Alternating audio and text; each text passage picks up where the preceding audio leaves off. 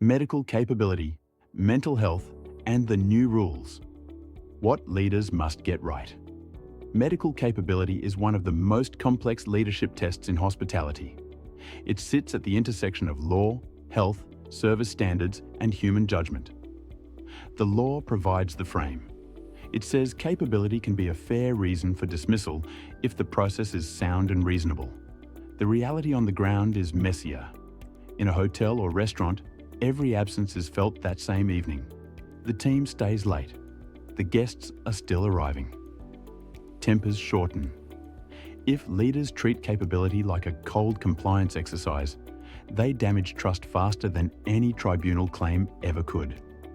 Across 3 decades in hotels in the UK, Australia, Europe, and the US, I have learnt that capability done well is an exercise in courage and clarity. You consult, gather proper medical opinion, try real adjustments, consider alternatives, and communicate openly with the person and the wider team. You act when patience becomes unfair to the colleagues still holding the fort. What people will forgive is a tough decision made with care. What they will not forgive is silence, vagueness, and delay. The hospitality reality that raises the stakes. Our sector amplifies pressure. Teams work nights, weekends, and holidays and are on their feet for long shifts. Front of house staff navigate conflict with guests.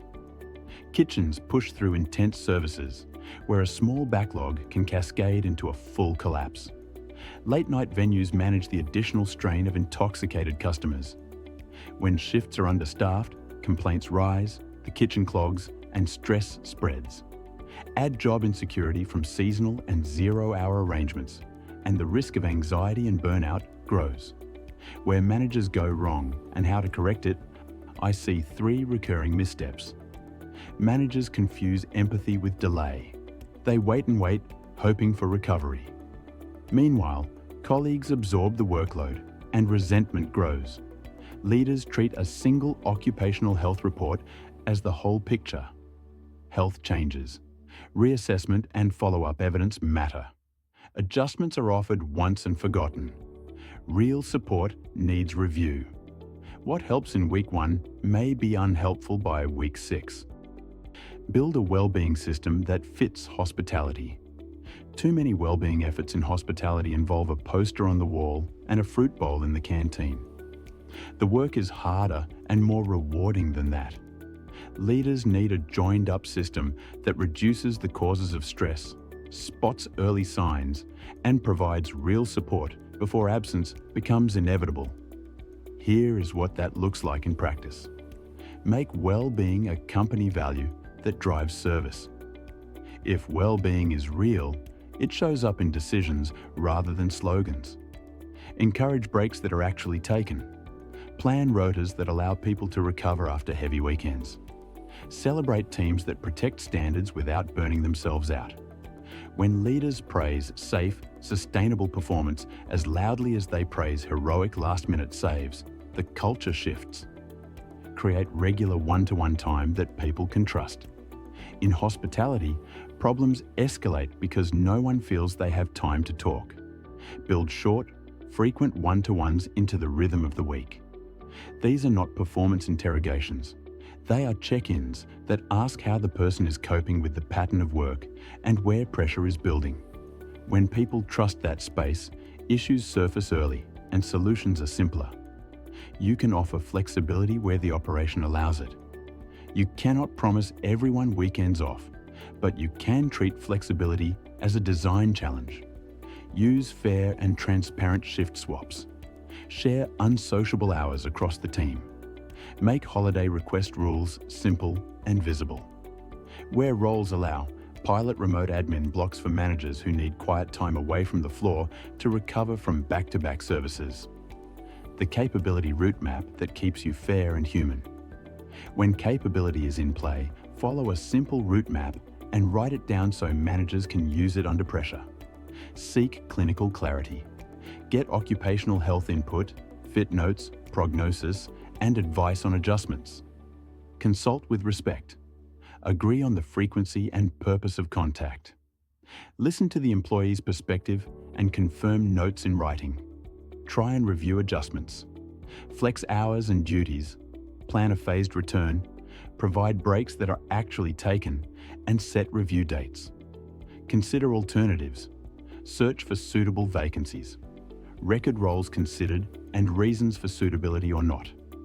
Decide with care. If recovery is not in sight and further delay is unfair to the team and to guests, explain the reasons, confirm the outcome, and offer an appeal. This route map protects people, the business, and the culture. Teams can live with tough calls when they see a fair journey. The legal horizon you should prepare for now. The Employment Rights Bill is progressing and will lift the standard again. Statutory sick pay is set to become payable from day one, with the lower earnings limit removed. Day one, unfair dismissal rights are planned. Costs will rise. Scrutiny will rise. The answer is not fear. The answer is disciplined, humane practice. Move now. Tighten your attendance and capability policy. Train every manager. Make your paper trail clear and kind. If you act early, the transition will be smooth. 3 leadership shifts that change everything. Move from avoidance to early action. Difficult conversations are not the problem. Avoidance is. Move from slogans to system. Well-being lives in rotas, training, and micro-choices, not posters. Move from private process to shared narrative. Without breaching confidentiality, keep the team informed that leadership is acting fairly to the individual and fairly to them.